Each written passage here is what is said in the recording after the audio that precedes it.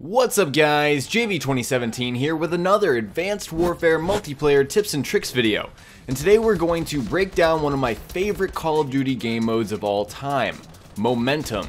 The last time we saw this game type was 6 years ago when World at War was released, and back then it was actually called War, so it's been a while.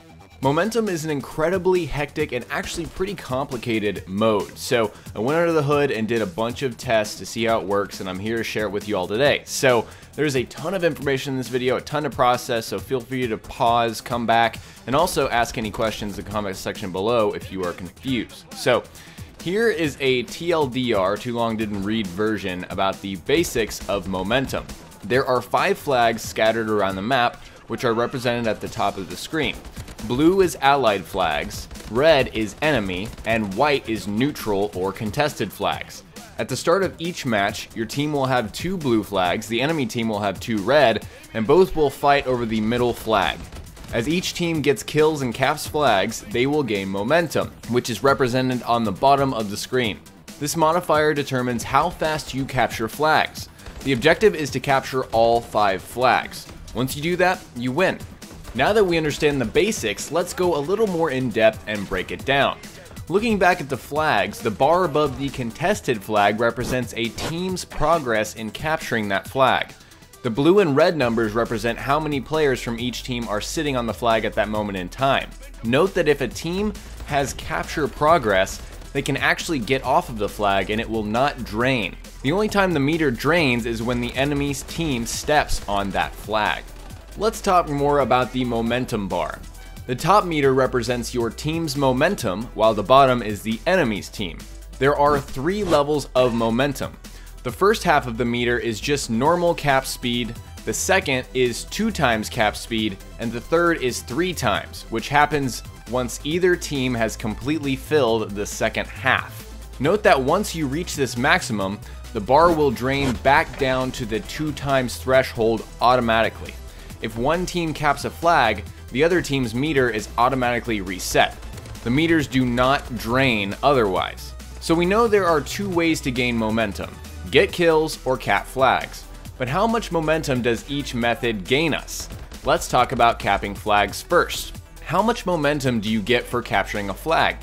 The act of capturing a flag will reward your team with approximately 17% of the full momentum meter. This means that 3 flag captures alone will boost momentum from 0 all the way to the 2 times multiplier, while 6 caps will max it out. But remember, if the enemy caps a flag, your team's momentum will be returned to 0. So how does the amount of people on the flag affect capture speed? The cap speed with 0 normal momentum for 1 person is 30 seconds. It actually takes forever, and that's why it's important for as many people to hop on the flag as possible. For each teammate that hops on the flag, the speed is doubled. 2 people takes 15 seconds, 3 takes 7.5, and the speed can be reduced to just under 2 seconds if all 6 are on the flag. Now again, these numbers assume that you have normal momentum. If your team has 2 or 3 times momentum, you will cap exponentially faster. Now let's talk about kills. How do kills affect momentum? Each kill will reward your team with a small chunk of momentum. At 0 momentum, it takes 14 kills to pass the 2 times halfway point, and another 13 to hit the maximum. This means that each kill rewards approximately 3.5 to 4% momentum. It's important to keep in mind that dying does not affect momentum negatively at all. As you can tell, capping flags is a lot more important than killing enemies in terms of gaining momentum. The final 2 things I have to explain about momentum are flag locations and overtime. Let's talk about flags. Each flag is set at a strategic location on the map. For example, each team's first flag is set way back in their spawn and is typically very difficult for the opposing team to capture. The second flags are a little closer to the middle, and the third flag is usually in the dead center of the map. Most flags have multiple lines of sight and access points, making them very difficult to capture without encountering enemy resistance. Some maps do have a sight advantage when it comes to flag distance and spawns. It's easy to get spawn trapped, and some games end in under a minute because of that. Finally, a lot of momentum games will go to overtime. This is because the only way to win is to capture all 5 flags, and that can be difficult to do in the 10-minute time limit since games typically go back and forth. If neither team caps all 5 flags, the game goes into overtime. Momentum functions completely the same, however the amount of flags is reduced from 5 to 3. The first flag is removed from each team's side and only the middle 3 remain. This time, each team will start with only 1 flag and still fight over the neutral flag at the beginning of the game. However, the big thing to note is that the game does not completely reset.